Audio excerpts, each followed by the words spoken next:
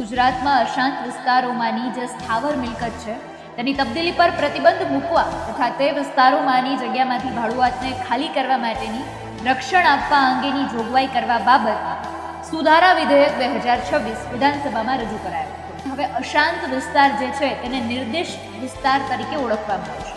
મિલકતોની અનૈચ્છિક સ્થળાંતર રોકવાનું અને કાયદેસરના માલિકોના હિતોનું રક્ષણ કરવા માટે ખાસ આ જે સુધારો છે એ પસાર કરવામાં આવ્યો છે.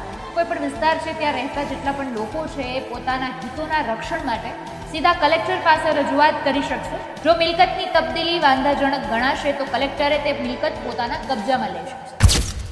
નમસ્કાર, આપની સાથે હું આકાંક્ષા. તમે જોઈ રહ્યા છો ઓવર રાજકોટ. ગુજરાતમાં અશાંત વિસ્તારોમાંની જે સ્થાવર મિલકત છે તેની તબદીલી પર પ્રતિબંધ મૂકવા તથા તે વિસ્તારોમાંની જગ્યામાંથી ભાડુઆતને ખાલી કરવા માટેની રક્ષણ આપવા અંગેની જોગવાઈ કરવા બાબત સુધારા વિધેયક 2026 વિધાનસભામાં રજૂ કરાયો હતો.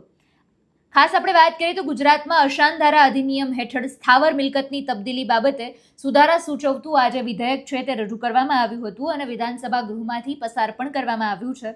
જેનાથી હવે એ વાત આવી છે કે હવે અશાંત વિસ્તાર જે છે તેને નિર્દિષ્ટ વિસ્તાર તરીકે ઓળખવામાં આવશે. આજે વિધાનસભામાં રજૂ કરવામાં આવ્યું છે તેમાં નિર્દિષ્ટ વિસ્તારોમાં મિલકતોની અનૈચ્છિક સ્થળાંતર રોકવાનો અને કાયદેસરના માલિકોના હિતોનું રક્ષણ કરવા માટે ખાસ આ જે સુધારો છે એ પસાર કરવામાં આવ્યો છે. તેમાંની મુખ્ય જોગવાઈઓ કઈ છે તો તેના પર આપણે ચર્ચા કરીએ તો નારાજ વ્યક્તિના વ્યાપમાં વધારો. એટલે હવે આ શું છે તો કે નિર્દિષ્ટ વિસ્તારમાં રહેતી કોઈ પણ વ્યક્તિ પોતાના હિતોના રક્ષણ માટે કલેક્ટર સમક્ષ રજૂઆત કરી શકશે. એટલે એ જે કોઈ પણ વિસ્તાર છે ત્યાં રહેતા જેટલા પણ લોકો છે એ પોતાના હિતોના રક્ષણ માટે સીધા કલેક્ટર પાસે રજૂઆત કરી શકશે.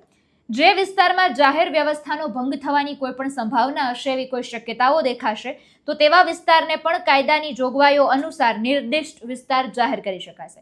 એટલે કોઈ પણ વિસ્તારને નિર્દિષ્ટ વિસ્તાર જાહેર કરવામાં આવે એટલે કોઈ પણ જગ્યાએ જો એવી પરિસ્થિતિ લાગશે કે જાહેર જે વ્યવસ્થા છે તેના નિયમોનો ભંગ થઈ રહ્યો છે, એવી કોઈ પરિસ્થિતિ નિર્માણ પામી રહી છે તો એ વિસ્તારને પણ નિર્દિષ્ટ વિસ્તાર જાહેર કરવામાં આવશે. કલેક્ટરની સત્તામાં વધારો થયો છે એટલે કે મિલકતના રક્ષણ માટે હવે કલેક્ટર પાસે સુઓ મોટો અથવા તો કોઈ પણ નારાજ વ્યક્તિની અરજી પર તેઓ તપાસ કરી શકશે.